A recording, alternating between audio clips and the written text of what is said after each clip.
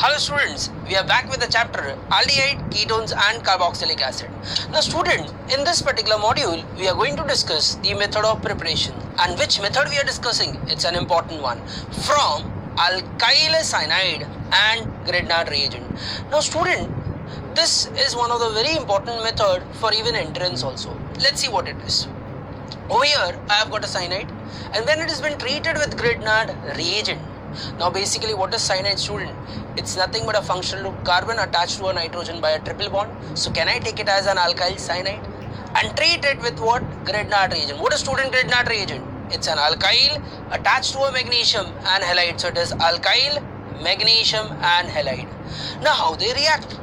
Student, do you remember? In a cyanide, if you see cyanide is a polar bond, what happens? You can put a partial plus and partial minus charges on that, and hence what you will get over here. If you see on Grignard also similarly we can do the same partial plus and partial minus. Now what, student? Remember, when we are using a Grignard reagent in our reaction, we have to use a dry ether on the arrow as a solvent. Now what? Your addition will take place. Your alkyl group of the Grignard reagent will attack a carbon atom of the cyanide, whereas the magnesium part, if you can see, of the Grignard reagent will attack to the nitrogen part of the cyanide, and hence your addition will take place where you can see one of your pi bond would be removed, and what will attach? Yes, alkyl will attach to a carbon, and the remaining part of a Grignard, which is what? Magnesium part, will get attached to nitrogen. So here we get an intermediate complex. Now this intermediate complex, if you see, student, is an amines, which is C double bond N type of a compound. Now what will happen? Further, you have to carry out hydrolysis, and whenever you carry out hydrolysis, first the bond will break. Which bond? Obviously it is nitrogen magnesium bond will break. One side you will get H, one side you will get OH. So what is your byproduct lost, student? Is it MgXOH as a byproduct lost? Yes, student, is it not easy? Now we have got one more compound, if you see, which is again has to be hydrolyzed. And when you do hydrolysis again in a similar manner, what will happen? Can you see that ammonia would get lost as a byproduct? And what would be your desired product? It would be nothing but an ketone.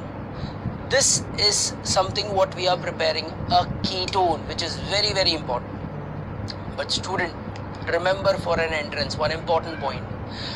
In this reaction, cyanide and a Grignard reagent always has to be taken in equimolar proportion.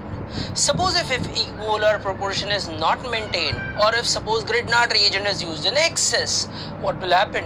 The product what you have got, ketone, will further get converted to a tertiary alcohol. So let's see over here how it happens. Here you have got excess of Grignard. What will happen? I'll write the same thing. Now that alkyl group of the Grignard will again attach to that carbon atom, and above what will happen? It will get hydrolyzed to OH. Is it nothing but, student, tertiary alcohol? But now, student, remember one thing. What we are studying, it's a preparation of ketone. So what has to be a thought process?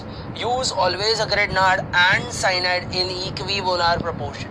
But for entrance, suppose while giving a statement, they have made the term as excess of Grignard reagent, then always your final product has to be tertiary alcohols. Let's see, student, one shortcut involved in it. I have got over here a ketone, where I have taken two alkyl groups, one is R and one is R dash. Now what? If you remember from the previous slide we have discussed, one of the alkyl group comes from Grignard reagent. Can you see, student? Yes. Similarly, the other alkyl group comes from cyanide. So it gives a clear indication two alkyl groups are there in the ketone. One come from cyanide and one come from Grignard. In our example, if you see, suppose if I take R from the cyanide, so R dash will be obtained from where, student? Yes, it's a Grignard reagent. And hence, just you make them react, you will get the answer. But there is one more possibility, student. If I take R as a Grignard reagent, similarly I can take R dash as the cyanide, and hence you go any of these method, either by case 1 or case 2, you are going to get the same product. So what is important? Any one of the alkyl groups should be cyanide, the other one should be a Grignard. Let us understand this by a suitable example over here, or an question. I have got one question which you can see on the screen. Which compound is used to prepare acetophenone from phenyl magnesium halide? I think so these are the 4 options given to you. Now what would be the answer for it? Now student, what is important? There is a term acetophenone is formed. What is acetophenone, student? Here I have got a ketone.